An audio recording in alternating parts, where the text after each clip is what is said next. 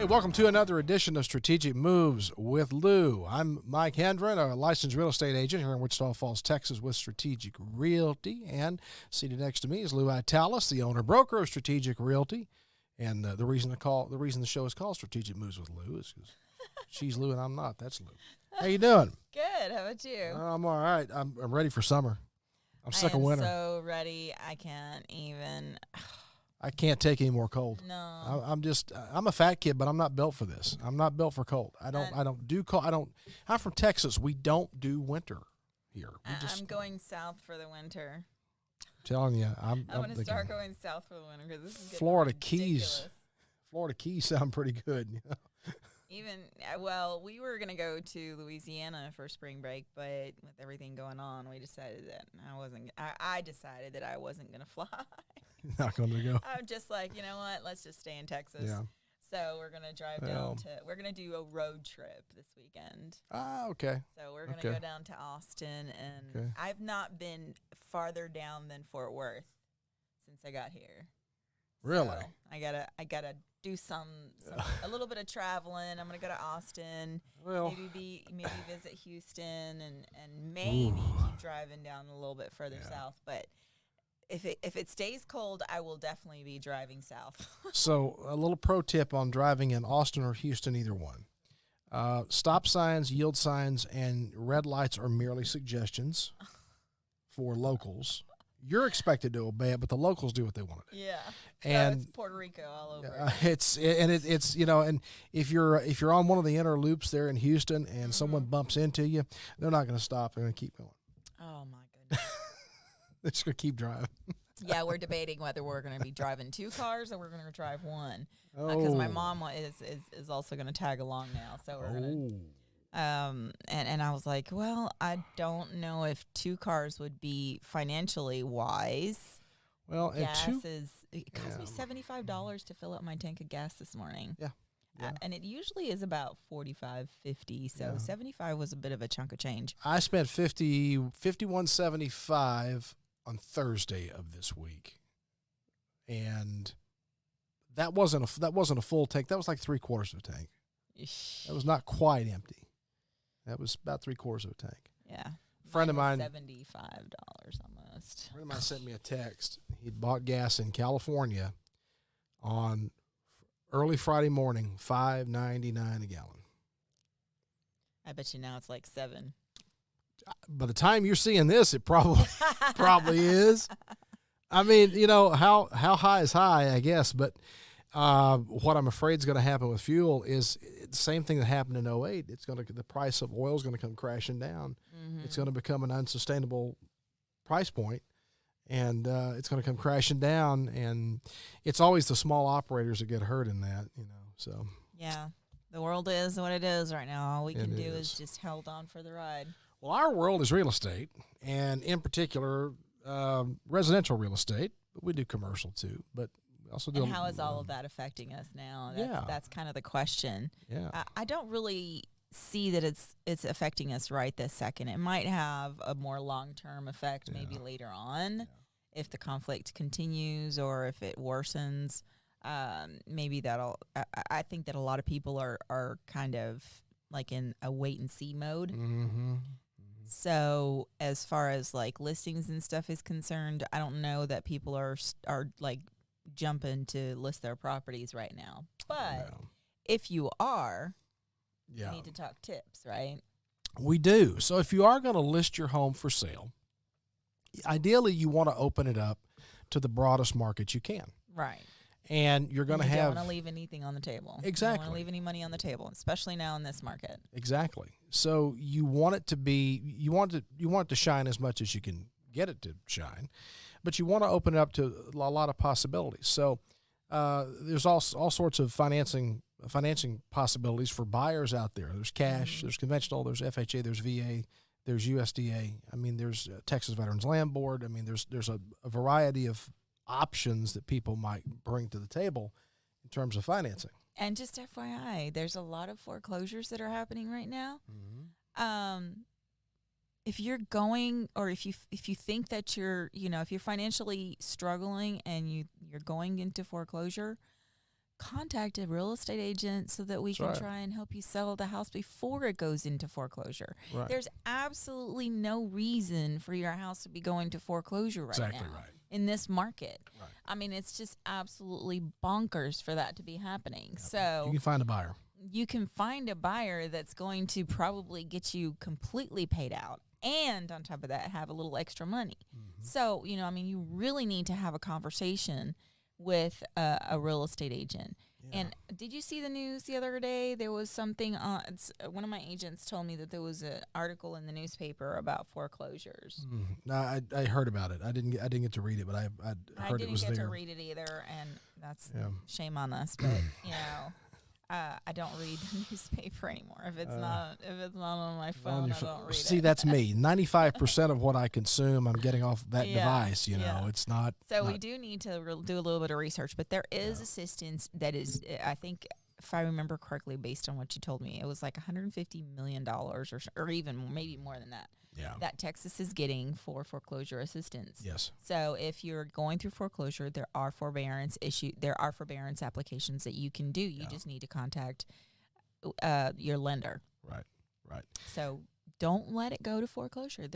It's bonkers to do that right now. It really is. You don't have I to can't let stress that it happen. enough. I can't stress it enough. And this is coming from a real estate agent that does foreclosure sales for a living.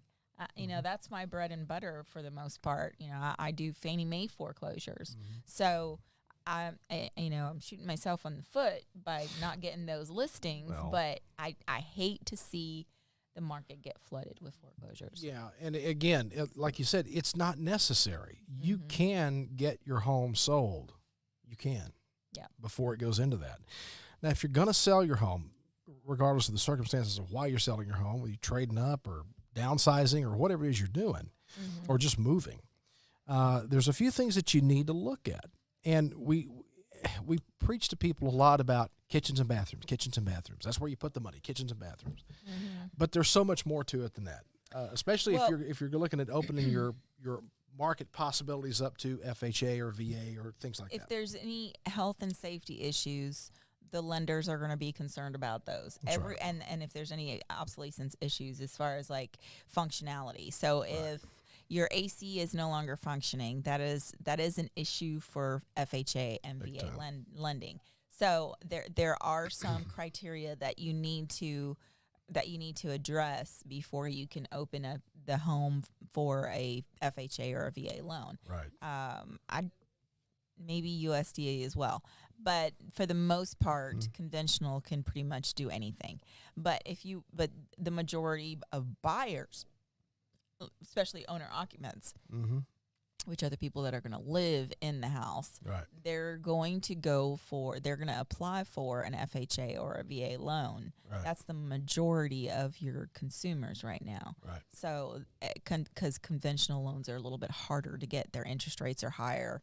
Oh, well, no, not necessarily. Their requirements, their credit requirements are higher. Their debt to income ratio cutoffs are higher. So they're harder to get it's harder to get a conventional loan than it would be an FHA or a VA loan. Right. So those are going to be your primary consumers.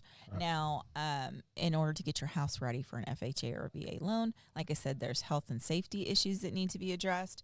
There's functionality issues that need to be addressed. And there is possibly some cosmetic issues that need to be addressed, but they're it's mainly going to be the first two. Right. Right. I've walked into more than a few houses that electrical issues become glaringly obvious right away. You know, one of the biggest ones I've seen recently was a house that still had a fuse panel in a closet. Yep. Okay, number one, you're not allowed to have them in closets anymore. And number two, a fuse panel, that is a very outdated condition. In that case, I mean, there are some limitations too. So I mean, you know what your finances are going to be able to handle as far as like what you can do to your home to make it FHA and VA Right. compliant.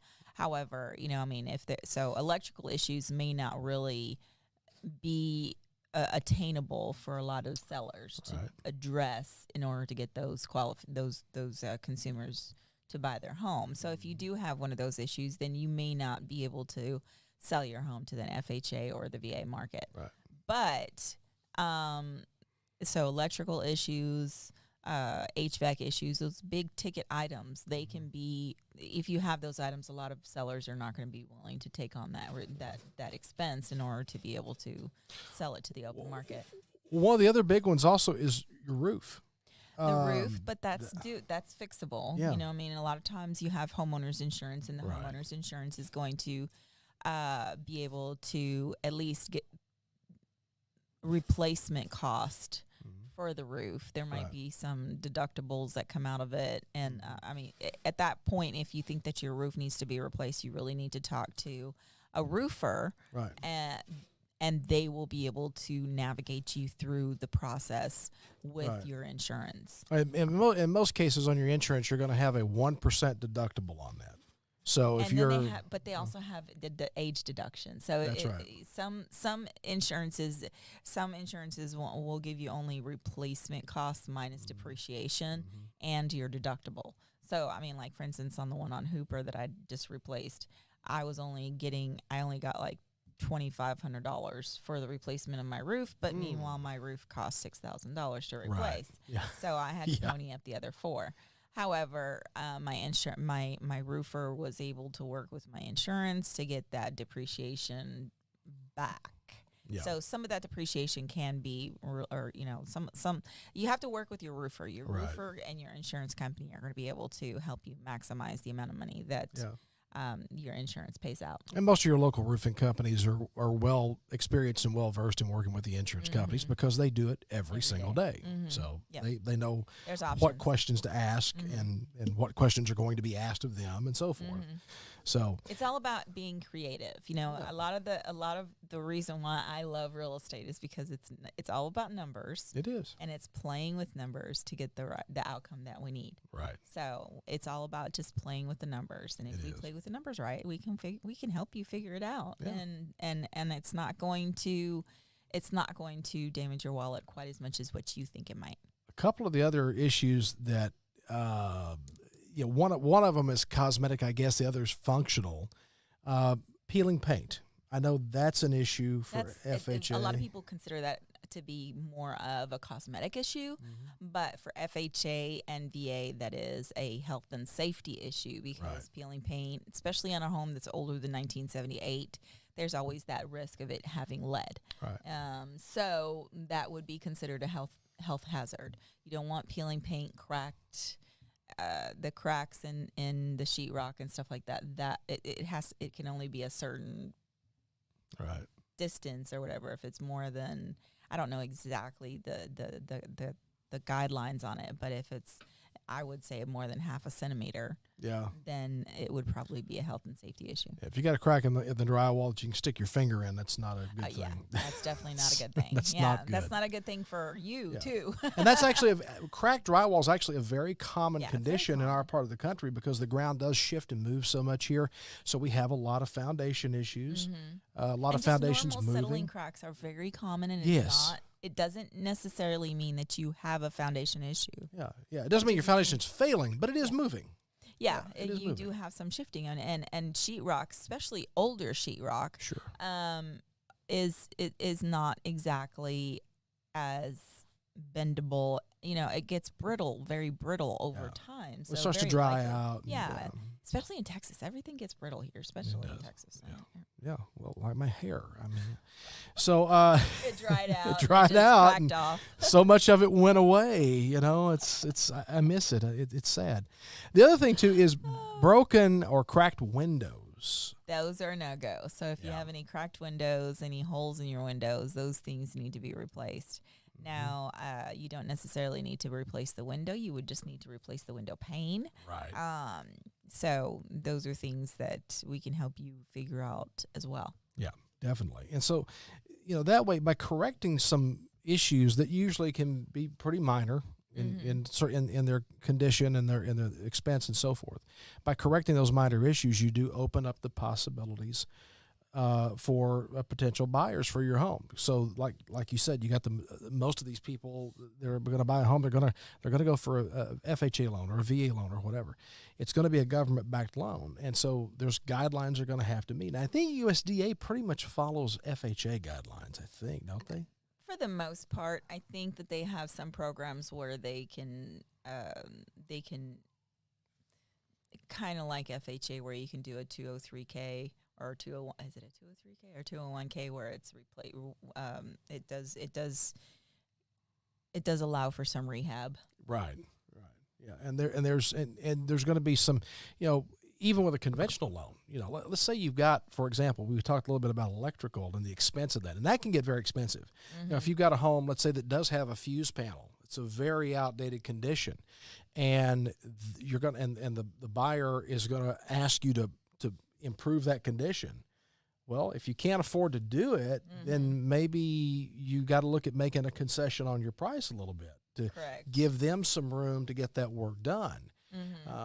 Something like that. Or here's another, there's not a lot of older homes that have those issues anymore that are in the high price range. Right. So there is the city assistance down payment program. And the city assistance program does also come in and do some updates to the electrical. They will also, if the buyer qualifies, and they have to qualify based on certain criteria, they have to meet the income requirements, they have to meet the credit requirements, and the house has to meet the credit the requirements as well. So there's a lot of little moving parts in this type of scenario. But let's say you have a house that you have listed for less than, and I don't know if they've gone over $100,000 at this point, simply because the market is actually going in that direction. But it used to be anything less than 98.5, I think is what it was. If you had, the house actually had to be listed for less than 98.5, couldn't be sold for more than that. But let's say, for instance, you're in Faith Village or Floral Heights and you're selling your house and it's for $80,000. You, as the homeowner, can call the city assistance program and ask them to come do a pre-inspection of your home. They do it usually for free, and they will tell you what you need to do in order to get your house to qualify for the city assistance program. Right. And they will look at your roof, they will look at your hot water heater, they will look at your AC unit if you do have an AC unit. They will look at your electrical system, they will look at your plumbing, they will inspect all of the items in your home and tell you what needs to get fixed. And if they have the funding for it, the buyer can qualify for those repairs to be done as well. So if you have an outdated electrical system, so not only will they get down payment assistance, but the city will actually come in and replace the roof, replace the HVAC system, and replace, because everything has to be within the 5-year, warranty or whatever in order for the city to approve that loan. And so you don't necessarily need to do all of those things yourself. Right. You would just need to be prepared for, get the right buyer that the city will come in and do that. I had a house once. This was years ago, actually, and they came in, and the house was only a $60,000 loan, which is very hard to find now. But they came in, and after the sale of the property, after the buyers moved in and everything, before they moved in, they replaced the roof, so they got a brand new roof. They also went and gave them a new hot water heater. Wow. Replace the HVAC system. I mean, they spent probably about $10,000 on this home through the city assistance program. Yeah. And basically it's put on, and the grant that they got for the down payment assistance. So they got $6,500 for the down payment assistance, and they got all these repairs done. And as long as you live in the home for a certain period of time, you don't have to pay that grant back. Right. Which, that's pretty cool program. I mean, that's, Hello. Yeah. That's pretty easy to do. And usually they get, every year they get a budget for how many of these assistance, and it also depends on it, how, so if you're towards December time frame and you're selling your home and you have a buyer that's qualified for the city assistance program, they may not have the funds to do the roof, the HVAC system, and the water heater. But if they do have the funds for it, they will replace those things because it would be required. Yeah, and a lot of people might ask, why would the city do that? Why are we giving money away like that? Well, one of the benefits I see to that is it helps the city Improve the quality of life. You've got to improve their, yeah, it's an investment in the beautification of the city. It is. You're taking a home that might otherwise fall into a further Decline. dilapidated condition, and then just end up an abandoned home that nobody wants, and it ends up being a tear down at some point. Yeah, and here's the thing: when the city has to demolish a property, it costs you, the taxpayer, money. Yeah, it costs almost $15,000 or more. Right. Yeah, to demo a house. It's not getting done for free. Right. I mean, exactly. the city has to hire a third-party contractor to demo that house. It would be more. It would be cheaper for them to actually, and just put a little bit of money to upgrading the issues and making it a little bit, making it livable than it would be to demolish the house and then. Yeah. And then when they demolish the house, it costs them taxes too, because now you can't. Now you can't tax the house at the value. You have to tax it at the lot value. Yeah. You've taken money off the tax rolls, and now you've just got another empty lot there. Which, let's be honest. I mean, especially in established neighborhoods, that doesn't look great at all. Yeah. Just having the remnants of a foundation there or whatever, it doesn't look good. When you drive down the street and you see all these houses, especially in Floral Heights or in Faith Village, and you see new roof, old roof, crap roof. I don't know if I could say that, but I did. And then you see new roof, tin roof. It kind of makes it kind of messes with my OCD because I like to see uniformity sometimes. Yeah. But I mean, those are the kinds of things that the city is got to be. We as individuals and the city have to be concerned with and conscious of, because it does affect our overall value. It does. And it affects people when they come to visit. Yeah. Because we got a lot of people that are coming here. And they're traveling here to check out the city, and if they like what they see, they're going to move here, and they're going to bring their funds here. They're going to spend money here. They're going to bring it. It boosts our economy. So it does. We have to keep everybody. our city looking pretty. Yeah, it's to our overall benefit to have a city that's attractive to other people, that's attractive to outsiders. I'm not a fan of big government by no means. No, me either. I'm not a fan of big government. So I like to believe that that we as citizens of this town have a responsibility to keep up the beauty of the city. The city will take care of some of the things, but we as individuals have to do our part. That's right. There are things though that your local government can do. Yes. To help facilitate. They can help facilitate the improvement and the beautification. And a lot of it, sometimes it just involves, and there probably needs to be more of this, of government just getting out of the way. Yeah, so that individuals can do these things. I mean, I'm all for improving the quality of life of my neighbors and the people around me. And I mean, this is my town. I take pride in it. I want to, when people call me and ask me, well, why did you go to Wichita Falls? Because I love it. Because it's pretty, because it's safe, because I feel comfortable here. The people are absolutely fantastic. It doesn't take you 3 hours to drive from your house to your office. Oh, my gosh. 5 minutes to go from one side of town to the other. 15 minutes max. You can be literally anywhere in the county in 25 minutes tops. And I mean anywhere in the county. So, not just Wichita Falls, but anywhere in the county in 25 minutes. And you don't even have to speed to do it either. And you don't know this about, well, the public doesn't know this about me, but I've lived in probably about 15 countries in my lifetime. And that sounds like a lot, but I grew up in South America, and I grew up traveling around all the time. So I've been a lot of places. I've seen some pretty crappy places.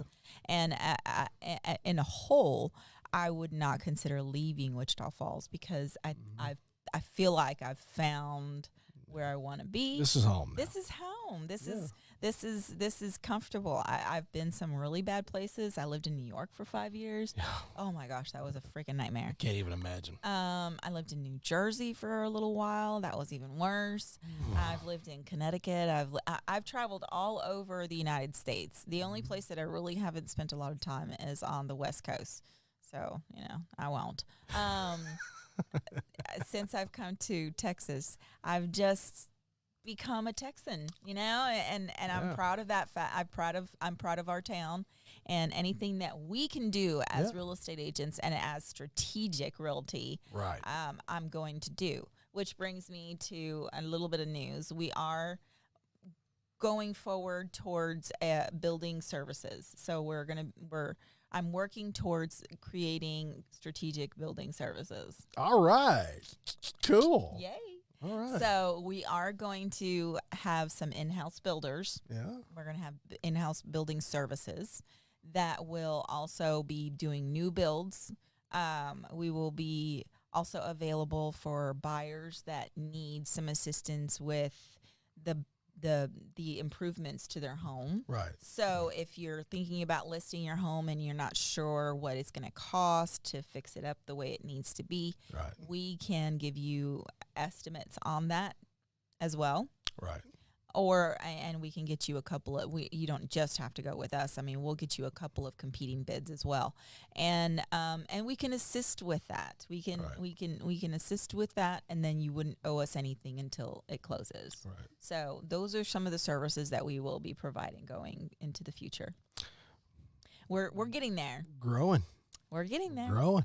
Yes, we are. And if we're more than happy to start tackling it now. So if you have something for us that needs our touch, then obviously just let us know. Call Mike, and he can start that ball rolling. That's right.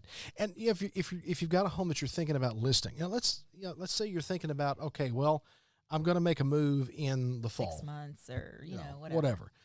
The time to start thinking about all this stuff is now. The sooner you start, the better. The sooner you start getting a good fix on what you need to do, what you have to do to get it ready to sell, then the better. Because getting ahead of the curve is not a bad thing ever. No, not ever. I mean, it's always being prepared is always better than. Absolutely. Yeah, and that's what we're here for. Yeah. That's what we do. But you don't want to wait too long either, because the market is very fluid. Especially during the summer, I don't really know what's going to happen this summer.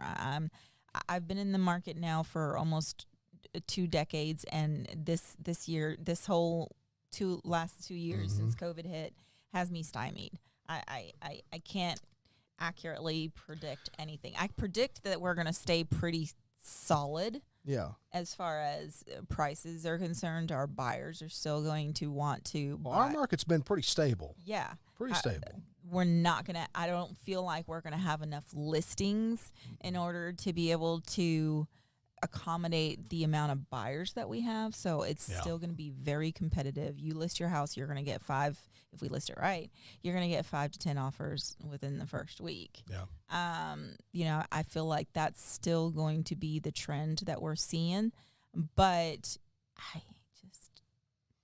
we're still seeing listings go up one day and in contract the next. It's still happening. And it's not been even going on the market in the first place. You don't even get it in the MLS. I know. And the word's out, and somebody wants to put in an offer. I think I said this last time, but one of my agents put their a listing in Netris, which is the Dallas-Fort Worth MLS system. Mm-hmm. He put it in there as coming soon, and before he even that night, he was getting texts from real estate agents at 11 o'clock at night saying that they had an offer and they were buying the house sight unseen. And he wound up getting it into contract before they even went live for almost $50,000, $60,000 above asking price even. I've had a couple that I've put in our local MLS. And I mean, literally within minutes of me clicking OK, we're in. Getting calls. Yeah. I'm getting calls from other agents going, can I show the house tonight?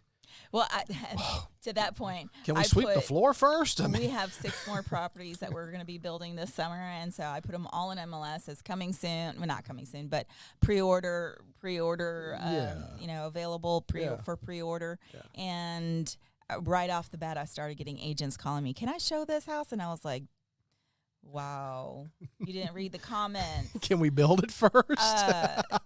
Because it's a pre-order and it's not even on the ground yet. Oh, So, gosh. feel free to drive over there, but I can go give you a tour of the lot. We can do that.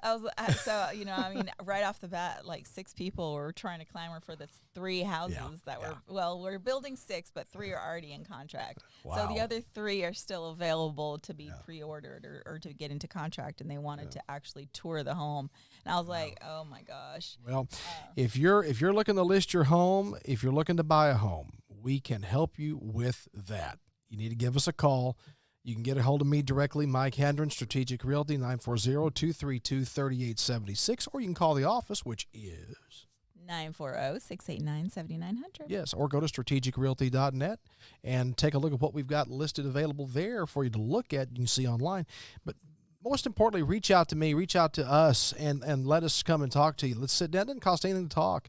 And we can help you figure out what your home is worth and where we need to list it at and get that listing up. And like Lou was saying, usually within the first week, you got 4, 5, 6 offers or more on the property. And sometimes even before we can get it fully listed, you've got offers on it. So it does happen. And if you're afraid that you're not going to be able to replace it with something, because that is a real concern, we are also building those new homes over there off of Northwest Drive. We've got 13 more to build that are not sold yet. So they are. We're trying to keep them affordable, trying to keep them under $200,000, but supply is making that a little bit difficult. 1,400 square foot is starting at $205, and the 1,260 square foot is starting at $195. And that's only probably for a short time, because I can almost guarantee you that the lumber prices are going to go up. We just spent $28,000 on lumber for one of those little 1,260 square foot houses. OSB in the last 45 days has jumped from $27, $28 a sheet back up to nearly $50 a sheet again. It just stymies me. Some of it's tough to I almost want to understand. stop and wait till the prices go down, but every time I think of that, the prices are going to go down, they just go back up again. I'm like, oh my gosh, forget it. Let's just get going. Let's just keep swimming. Yeah. All right, guys. I'm going to dory it out. There you go. Well, have a great time. And be sure to like and share this program. Of course, you can find us on the radio every Saturday, 10 a.m. on News Talk, 1290 a.m., 96.3 FM as well, and also on YouTube, Spotify, Anchor FM, Apple Podcast, and so much more. So be sure and share this with all your friends. Until next time, y'all take care. We'll see you down the road. Toodles.